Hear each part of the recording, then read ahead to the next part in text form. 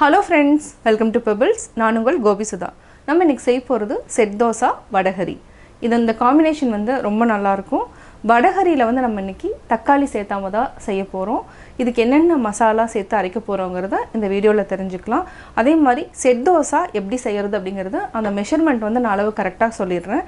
அதாவது 500 grams அரிசி 75 gram அளவுக்கு உளுந்து எடுத்துக்கலாம் 75 கிராம் அவல் எடுத்துக்கலாம் இது கூட நம்ம 1 டீஸ்பூன் இல்லனா அரை டீஸ்பூன் அளவுக்கு வெந்தயம் வந்து நல்லா ஊற வெச்சுக்கணும் ஆனா அவலை வந்து நம்ம நீர்மோர் அதாவது மோர் கலக்கிட்டு அத வந்து ஒரு 20 minutes ஊற வெச்சிட்டு நம்ம அரைச்சிரணும் எல்லாத்தையும் ஒண்ணா போட்டு அரைச்சுக்கலாம் இது வந்து நான் ஆல்ரெடி மெஷர்மென்ட்ஸ் என்னங்கறதையும் நான் உங்களுக்கு சொல்லிறேன் இப்போ எப்படி செய்யறதுன்னு பார்க்கலாம் செட் தோசை செய்யிறதுக்கு எவ்வளவு அரிசி உளுந்து அவல் எவ்வளவு போடணும்ங்கறத பார்க்கலாம் நம்ம வந்து இட்லி அரிசி அதாவது புழுங்கல் அரிசி 500 grams எடுத்துக்கலாம் 1 டீஸ்பூன் வெந்தயம் 75 கிராம் உளுந்து 75 கிராம் அவல் அவல் வந்து கெட்டி அவல் எடுத்துக்கலாம் இல்லனா இது வந்து லேசான அவல் எடுத்துக்கலாம் இது வந்து நம்ம மோர்ல தான் ஊற வைக்க போறோம் ஃபர்ஸ்ட் இது எல்லாத்தையும் நல்லா வாஷ் பண்ணிக்கலாம் இந்த உளுந்தையும் நம்ம வந்து அரிசி கூட ஆட் பண்ணிட்டு நல்லா ஒரு 2 டைம் வந்து வாஷ் பண்ணிக்கலாம் இந்த அவல் எப்படி ஊற வைக்கணும்ங்கறத சொல்றேன் ஃபர்ஸ்ட் இத நான் வாஷ் பண்ணி எடுத்துட்டு வரேன்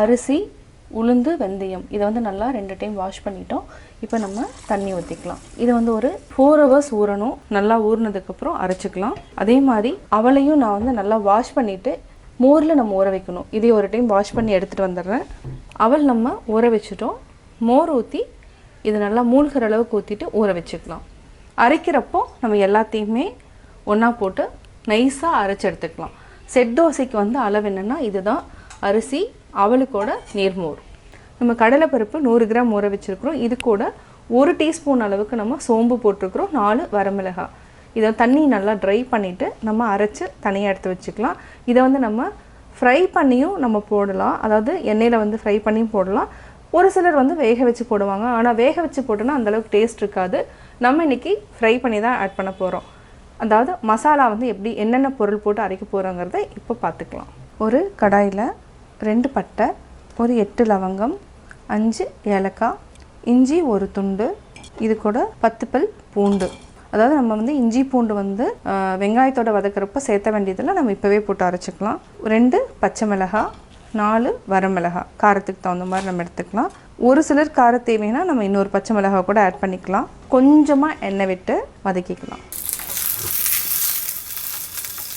பச்சை மிளகாய் போட்டது கொஞ்சம் லைட்டா வெடிக்க ஆரம்பிக்கும் அதே மாதிரி இதுக்கு 5 ஏலக்காய் போட்டா தான் அந்த வடகரியோட டேஸ்ட் வந்து நல்லா தூக்கலா இருக்கும் இது கூட நம்ம ஒரே 1 டீஸ்பூன் சோம்பு 1 டீஸ்பூன் கசகசா இந்த வடகரிக்கு கசகசா வந்து ரொம்ப ரொம்ப முக்கியம் ஒரு கைப்பிடி அளவுக்கு பொட்டுக்கடலை இதையும் சேர்த்து நல்லா வதக்கிக்கலாம் இது நல்லா வாசம் வர வரைக்கும் வறுத்துக்கலாம் இது வந்து சிம்ல வச்சிட்டு வறுத்துக்கலாம் இப்போ லைட்டா அந்த மசாலானோட வாசம் வர ஆரம்பிக்குது இந்த ஸ்டேஜ்ல நம்ம ஒரு கைப்பிடி அளவுக்கு புதினா தழை ஆட் பண்ணிக்கலாம் ஒரு கைப்பிடி கொத்தமல்லி இதையும் நல்லா வதக்கிட்டு தேங்காய் வந்து நம்ம அரை மூடி அதாவது உங்களுக்கு கிரேவி வந்து ஜாஸ்தி வேணும்னா நம்ம வந்து ஒரு தேங்காயும் போட்டுக்கலாம் இது வந்து நம்ம பால் எடுத்து செய்ய போறது இல்ல இந்த வடகரி வந்து டிஃபரண்டான டேஸ்ட் வரும் இப்போ நம்ம தேங்காவையும் போட்டு வதக்கிக்கலாம் இது வந்து அரை மூடி தேங்காய் எடுத்துக்கிறேன் இத வந்து 1 ல இருந்து 2 நிமிஷம் வரைக்கும் நல்லா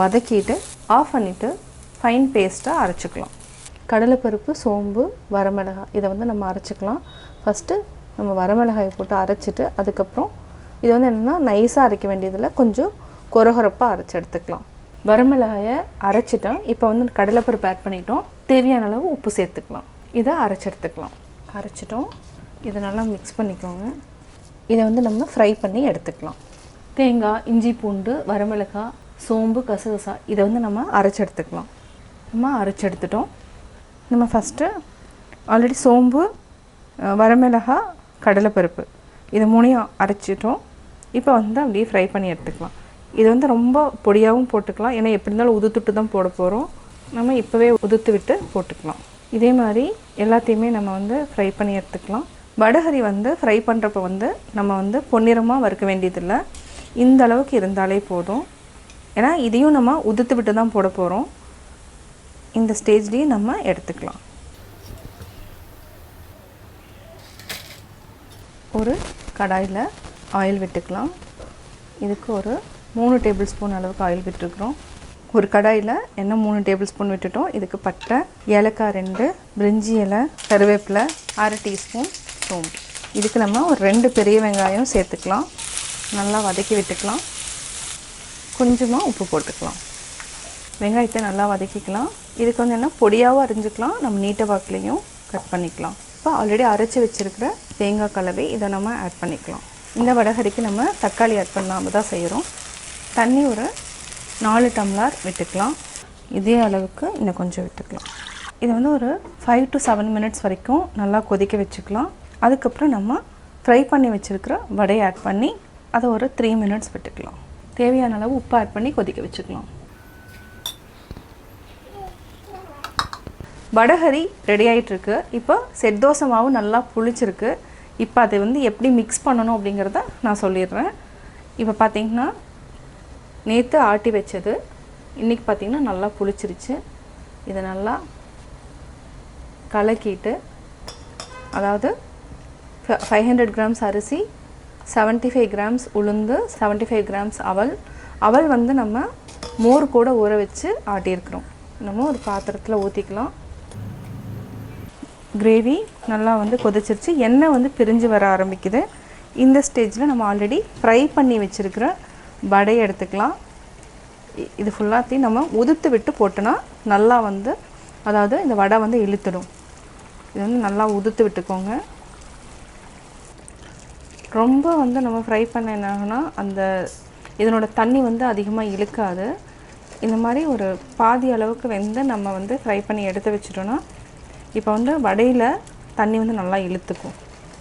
ஃப்ரை பண்ண வடையை நம்ம ஆட் பண்ணிட்டோம். இதை நல்லா ஒரு மிக்ஸ் பண்ணிவிட்டு 1 நிமிஷம் வரைக்கும் கொதி வந்ததுக்கப்புறம் விட்டுட்டு அதுக்கப்புறம் ஆஃப் பண்ணிக்கலாம். அடுத்து நம்ம செட் தோசைக்கு ரெடி பண்ணிடலாம். இப்போ செட் தோசைக்கு மாவு ரெடி ஆகிடுச்சு. இது வந்து இந்த மாதிரி இருக்கக்கூடாது. அதாவது நம்ம தோசைக்கல்ல ஊற்றுட்டுனா அதுவே வந்து போயிடணும். அதாவது மாவு வந்து அப்படியே ரன் ஆகணும். அந்த மாதிரி நம்ம கரைச்சிக்கணும். இது கொஞ்சம் தண்ணி விட்டுக்கலாம். இது கூட நம்ம மஞ்சத்தூள் ஆட் பண்ணிக்கலாம். மஞ்சத்தூள் வந்து ஆப்ஷனல் தான்.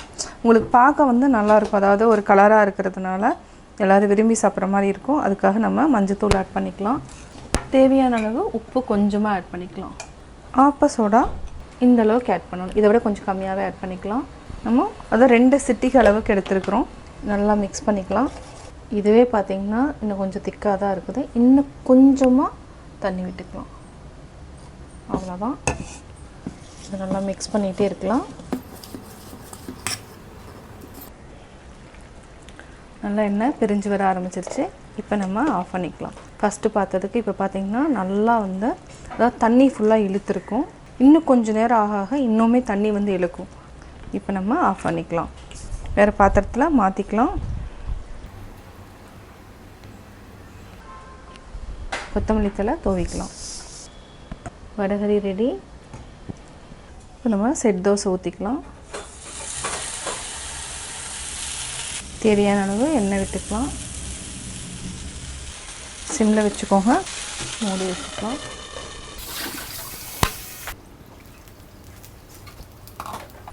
தோசை ரெடி ஆகிடுச்சு. இதை அப்படி எடுத்துக்கலாம்.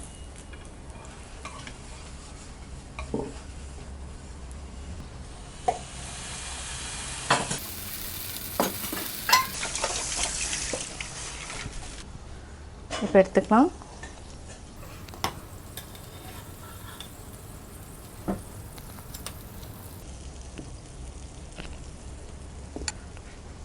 Vada curry set dosa ready. Set dosa vada curry எப்படி செஞ்சேங்கிறத பார்த்தீங்க. நீங்களும் வீட்டில் ட்ரை பண்ணி பார்த்துட்டு உங்களுடைய கமெண்ட்ஸ் எனக்கு சொல்லுங்கள். பிடிச்சிருந்தா லைக் பண்ணுங்கள், மறக்காமல் சப்ஸ்கிரைப் பண்ணுங்கள்.